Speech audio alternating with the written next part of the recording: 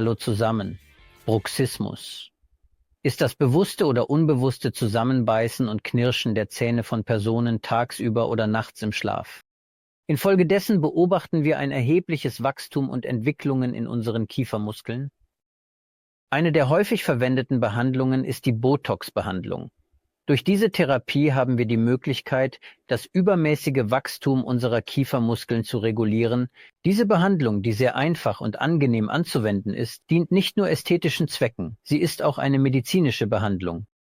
Daher haben wir durch die Botox-Behandlung, die wir anwenden, um die Druckbelastungen auf unsere Zähne zu korrigieren, sowohl das übermäßige Wachstum in unseren Muskeln reguliert, als auch unsere Zähne geschützt und Schäden an unseren Gelenken beseitigt.